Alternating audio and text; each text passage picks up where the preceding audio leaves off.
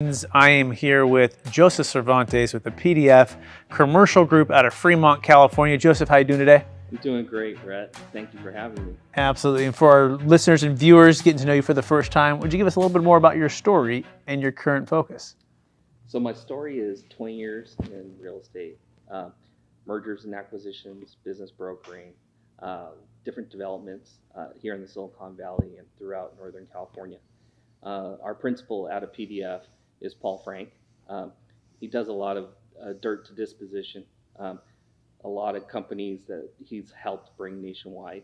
I can't really say here on the interview, but definitely some notable names that we actually probably visit on a daily or weekly basis. So I'm proud to represent PDF here at this event today and in this interview. And we're excited to do a lot of things with you and what you're doing with capital gains tax and DSTs. Excellent. And Joseph, take us back a little bit. You know, growing up, I'm curious who Joseph was, right? I believe we've all been given certain gifts to be blessing and help to others. What would you say one of those, one or two strengths you believe you were given, and how does that help how you help and bless your clients today? I think it's more tenacity. I took on my first job at the age of 12, took on a paper route, did that for a few months, took over the other two paper routes in my neighborhood in Fremont, California. Was waking up at 4:15 in the morning, wrapping up over 200 papers, delivering them, and collecting every month from each of the customers. I like the customer service experience. I like the experience of business and commerce and how it helps others. But at the end of the day, I think it's really the relationships we build and really making a difference in our craft. Absolutely. And in the real estate market's in kind of a shift right now. It's kind of a change, or the economy that is. Are you seeing that same shift in Fremont and the Bay Area? What's kind of your take on the current status? And we're recording this in August of 2022 right now. What's your take on interest rates, maybe inflation, commercial properties, values, seller sentiment at this point? It's funny you mention it. And I kind of want to go back to some cliches. The market's cyclical, as we've seen. I've seen it for the last 20 plus years. If you go beyond that, just even within our lifetime, how many cycles we've been through. In fact, I was talking to a client where I'm listing their business for sale, and they asked me the same exact question. And what I told them in that, these market changes, the only thing we can really do is adapt. Transactions will still take place. So it's just a matter of, being on the ocean, having your sailboat. What can you control? Your sails. The wind's going to shift. And with our clients, they look to us to guide them. So just say it's a journey through, from here to say Hawaii. How are we going to guide our clients to get to their destination, being Hawaii? That's a great point. Yeah, it's, being the guide and being the one to help navigate through the waters, because it's not just the changing; it's the business plan to execute with the changes. And so having ways to solve problems and challenges is really important. Do you feel like there's a buyer kind of a pause out there right now, a wait and see mentality or thought, or what's your overall thoughts on just buyers right now? I think buyers are, in my opinion, are exercising prudence, and I'm not talking analysis paralysis types of prudence, but more let's gather some information, some intel, and let's make some decisions here, and going back to, what you mentioned as us as guides, is they're looking for us, looking towards to us to give them a direction on where to go, what to do, and putting their prudence on us to help them make those decisions. Absolutely. Can you talk maybe about a recent transaction? What was the deal? What was the seller's motivation, buyer's motivation, and how you helped to bring it all together? So one of the key business moves I helped with was a client wanting to transition from his portfolio from mainly residential multifamily to purchasing a shopping center. Yeah. So he was quite concerned because it was first time purchasing a shopping center here in Pleasanton, California. And when he ran the numbers, he started to realize that the vacancy rate on, say, the commercial center, he can go, 40, 50%, where on his multifamily, he can go only 10 or 20%. So even though the appreciation wasn't there, the risk was a lot lower. Wow, that's Yeah. really great. So one was 50%, Yeah. and then, or one was 40, 50%, and the other one was 10 to 20 before his income and expenses kind of really got out of sync there. Yeah. That's fascinating. And was it because it was a grocery anchored center? Was it like a really strong tenant, or what's kind of the circumstances of that particular retail center? Well, that particular retail center had small shops, like a barber, a salon, a retail store, and an art studio. But what was interesting to know was with all those tenants in his property, just say if half of those went away, he would still be able to sustain. Right, and those tenants sound like they're pretty, let's say, Amazon resistant, right? Correct. They're not something that's just going to be, you can't gobble up a nail salon or these different things. So that probably helped him give him some confidence. How did the financing go? And did he do like a 1031 exchange into the property? Or how did that go? He did a 1031 exchange from a property I sold him, the multifamily, out of Redwood City. Went into the exchange, and then I asked for some seller financing. Which is currently he's refinancing. Fantastic. So so structuring and knowing about seller financing, 1031 exchanges, obviously cash flows and all of those things, navigating and guiding your client is so important. Yeah. I'm curious, what's your favorite part about, commercial real estate investing or brokering? What do you like most about it? I like the deal.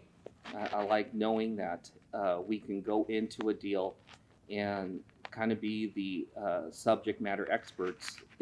And if what we don't know, we have people like yourself, people within our organization where we can ask for guidance or ask for help or bring them into the deal to make it work. So I like the spirit of the collaboration, this kind of mastermind kind of Team approach. Team approach. Yeah. Exactly. So to that point, sometimes 1031 exchanges don't work out, right? Yeah. And we as brokers want to try to do that as best as we can, but other times there's maybe prices are too high or interest rates are too high, right? And the deal just doesn't fit together. So, part of capital gains tax versus our values is to offer the Deferred Sales Trust as an alternative or a rescue for failing 1031 exchanges. And so I'm curious, what's your thoughts on the Deferred Sales Trust and how that can help your clients create and preserve more wealth moving forward? Yeah. So a lot of my clients, they're concerned about it because they don't understand it. But as we've done our due diligence with DSTs, we see it as a viable solution with merit. And it's about educating the client and, going to you as that SME, subject matter expert. We really appreciate it because I know we've had some conversations within the PDF group and your organization, and we're looking forward to educating our clients with you on their options for DST. Yeah, and to that point too, for some who don't know that or the nuance, that a 1031 exchange only works for investment real estate. It doesn't work for business transactions or cryptocurrency exits or primary homes or carried interest or artwork or NFTs. And so talk about the opportunity for those to invest into commercial real estate through other assets that they're selling, like a tech company in Silicon Valley, and to defer that tax and who invest into opportunities like a shopping center or multifamily properties. So to your point, I just had the conversation today. It was a business I'm putting up for sale. So we do business opportunity sales as well as mergers and acquisitions. We have to do a UCC and kind of see which assets are carrying a note on it. The DST can be used for that, that portion of those assets in the sale of the business, which gives us an opportunity to really help out the client, and also help the buyer in using your vehicle and educate them how the DST can benefit them in regards to not paying an enormous fee up front and kind of spacing it out. And where I am right now is I'm educating myself through being affiliated with you, so I can educate my clients on all their options. Like right now, we're in CL here in Berkeley, and they work with a lot of artists. The artists are interested on how they can sell their artwork. Yeah, and I just came back from a trip in Europe and bought some artwork, so I'm going to have to talk to you on how I can turn that into an NFT and sell it one day and use the DST solution. Yeah, exactly. Yeah, and those little nuances are so important. And the key is, I like the way you put SME, the subject matter expert, right? Yeah. And the key is to collaborate and work as a team to solve the problem. And I always think of it like in a Rubik's cube, and every client, every situation is a little bit different. Different colors on different sides, and a little bit out of order. Yeah. And part of our job is just to help them imagine what a congruent, all colors on all sides connected, right, looks like. Yeah. And then the next question is, well, how are we going to get there, right? How are we going to make those shifts? And it's by bringing in these subject matter experts to solve that problem, whether it be capital gains tax, estate tax, whether it be a 1031 exchange, whether it be a Delaware statutory trust or deferred sales trust. All of these things are the challenges, and then you have the solutions. And sometimes it's the combination of one or two or both. But having that guide, having that subject matter expert to help you, this is part of why we love what we do. And so that being said, are you ready for the lightning round? Yes, I am. Okay, knowing what you know now, Joseph, you can go back to your 25-year-old self. What's the one golden nugget you make sure to tell yourself to do? I would say, seek out people that are focused on the solutions. Never give up. There were times where I just paused. And if I look at it now, if I didn't take the pause and I just sought out, people like yourself or different professional subject matter experts, I would have did the workaround a lot faster. I would have helped my clients in different situations where, I would have also grown as a professional. So tenacity, education, and surrounding yourself with the right people. Excellent. Question number 2. What's the number one book you've recommended or gifted the most in the past year? That's a really good one. I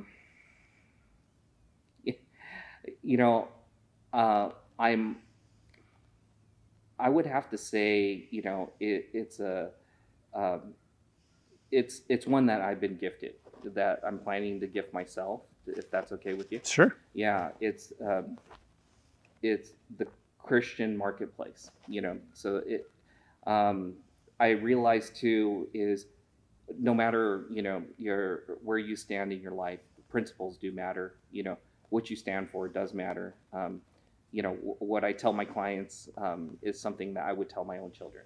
Mm-hmm. Yeah, if I were to give them advice in regards to life or business. Excellent. So, yeah. Love it. The Christian marketplace. Love it. Question 3. What are you most curious about right now? I'm most curious on how blockchain, crypto, tokenization is going to change the world with more transparency, accountability, and really get to a place of decentralizing. Where we as professionals in what we do are able to transact at a higher level without a lot of interference. And dependency on fiat currencies. I love it. Yeah, I couldn't agree with you more. It's rapidly changing, and excited to see the future. Yeah. Second to last question: what's the number one leadership quote or theme that you strive to live by?